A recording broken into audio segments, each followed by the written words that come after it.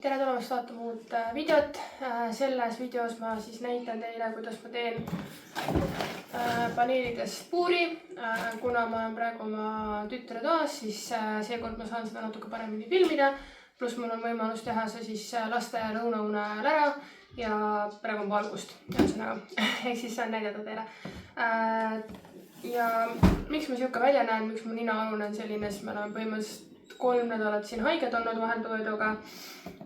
Või noh, peale aastavahetusel olime ka haiged. Peale jõule siis jäime kohe haigeks. Ja täna, kui ma seda filmin, siis on meil 8. jaanuar. Natuke räägin ka sellest, miks ma üldse seda puuri teen. Meile tulevad veel 2 merisiga. Kui te nägite siin vlogmassi ajal, siis kahjuks me kaotasime oma kalli pereliikme Pontu, kääbusküüliku. Ja mu tütar tahtis kohe võtta uut küülikut ja me oleme sellel teemal siis rääkinud siin vahelduveduga. Aga kuna ta on sellises vanuses, ta on 15, ta elu muutub järgmiste aastate jooksul väga-väga palju, ma tean seda enda käest, siis küülikute puhul on see teema, et nad väga kiinduvad ikkagi ühte inimesse ainult ära. Nii et juhul, kui peaks tekkima olukord, et mina pean nende loomade pärast edasi hoolitsema, siis minu süda ei lubaks seda nagu teha siis küüliku puhul, sest ma tean, et kui mu tütar praegu 4-5 aastat nagu tegeleb, ta on täiesti nagu tema loom, nagu Pontu oli, sest kui nagu tütar ka vahepeal kodust ära oli midagi, siis Pontu oli full deprekas lihtsalt kohe, et siis ma ei tahaks seda nagu olukorda tekitada. Ja seetõttu me leppisime kokku, et ma luban tal võtta 2 isast merisiga, sest et isaseid merisigu, nad leiavad palju raskemini kodud endale. Väga ei taheta isasid võtta, sest seal ongi teatud asjad, mille pärast isastega on võib-olla natukene raskem, millest ma võib-olla siis räägin mingis järgmises videos. Aga minu siis nii-öelda tingimus oli talle see, et kui ta leiab mõne kodu vajava vanema isase, kes on jäänud näiteks üksinda või keda lihtsalt tahetakse siis ära anda või mis iganes, et siis ma luban tal võtta siis need merisjad nii-öelda endale, siis enda tuppa. Ja põhimõtteliselt me siis leidsimegi ühe üksiku isase, kes on siis 1,5-aastane ja laupäeval siis tuleb ta meie juurde ja temale lisaks tuleb siis üks beebiisane ka. Ja nende kokkupaneku videot ja kõike seda ma kindlasti tahaks ka jäädvustada ja siin kanalil siis näidata, et see tuleb siis järgmise videona. Aga jah, saame kodu pakkuda ühele kodu vajavale merisjääle ja loodame, et kõik läheb hästi, eks ma siis järgmises videos räägin sellest asjast täpsemalt. Tänane video on selleks, et näidata teile, kuidas me selle puuri siis kokku. Nii, alustame siis põhja tegemisest. Kihtplastik ehituspoodides saadaval. Siin ma olen teinud siis endale nii-öelda joonised ette, mis kõrgusega ääred ja mis kõrgus on see põhjapind.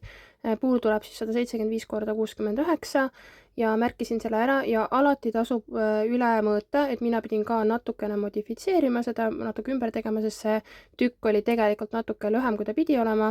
Ja tagumine äär alati tasub teha kõrgem või üldse seinapoolsed ääred, eelkõige sellepärast, et merisigade piss siis sinna ei läheks.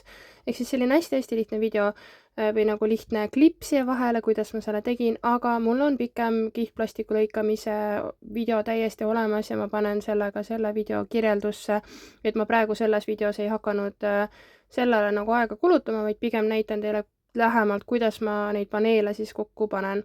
Ehk siis kihtplastiku kohta täpsem video on video kirjelduses ja muid asju näete siis ka siit ja üldse kõik vaja mineva, mis linkidena saab, ma üritan panna siia video kirjeldusse.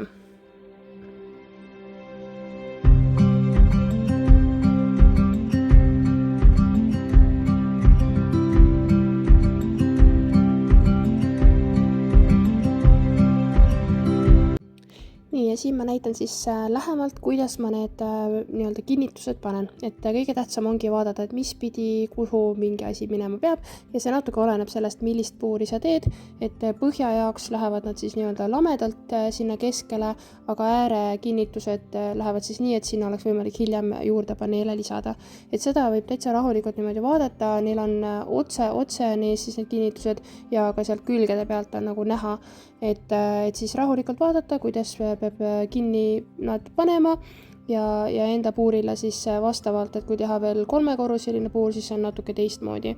Ja siin ma asungi panema siis põhja kinni ja ma teengi kõigepealt selle väikse kuubiku täiesti nagu nii-öelda valmis ära, ma panen kõik need kaablikinnitused ka, et ta oleks siuke hästi-hästi tugev. Et põhimõtteliselt püsib ka ilma nendeta kinni, aga kaablikinnitused oluliselt lisavad sellist tugevust siis juurde ja nüüd ma hakkan ka külgi siis ehitama.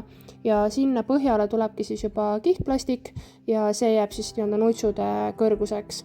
Et puuri, nagu mul all on tehtud tüdrukutele merisigadele, siis teeme mul 3-korruseline, aga see tuleb siis 1-korruseline puur ja ma hiljem siis natuke räägin ka, et miks see natuke kõrgemale tegemine on kasulik.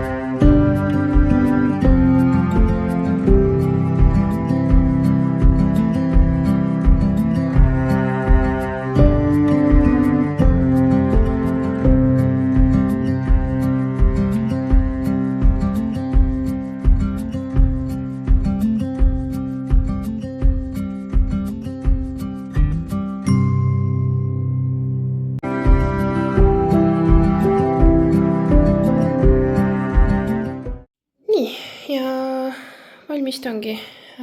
Panin hästi palju neid kaablikinniteid ka, saigi pakk otsa, et võib-olla siia vahel oleks ka veel pannud, aga ma lähen ostan neid juurde ja neid saab nagu pärast veel panna, et kõige tähtsam oligi see nurk saada hästi korralikuks, et siia taha pärast on nagu raske pääseda. Siis põhja näitasin ka, see on siis kihtplastik jällegi. Merisead kindlasti ei tohiks olla selle võrepõhja peal, et ikkagi on vajalik teha see põhi alla, pluss see annab selle veekindluse ka.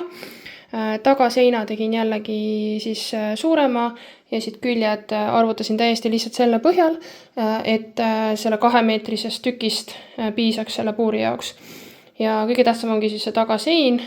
Siit siis võib-olla peab natukene vaatama, et kui nad ikkagi väga pissivad, siis aga õnneks see puur on nagu selles mõttes liigutav, et kui on vaja liigutatav, et kui on vaja pesta, siis see on nagu tore.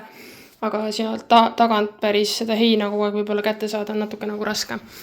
Nii, ronin siia voodi peale ja siis näitan, et siin all on siis ka hoiuruumid. Siia 2 alla on meil praegu mõeldud tütrega, et me ostame igast sellised ratastel sahtlid. Need täpselt peaksid siia alla ilusasti ära mahtuma, aga selle jaoks on vaja raha koguda. Või noh, mitte koguda, aga selle jaoks on vaja lihtsalt raha eraldada, mis ei ole mujale planeeritud. Ja sinna jääb ka selline väikene panipaik veel, et siis ongi kõrgem puur on alati parem, sest et merisigadel on siis nagu julgem olla. Nii et jah, selline ta sai. Ja peseme ära selle kihtplastiku ja siis saab juba panna fliisid ja asjad ja praegu tütar hoiab neid asju siin enda voodikasti all. Siin tegin uued heinakotid neile.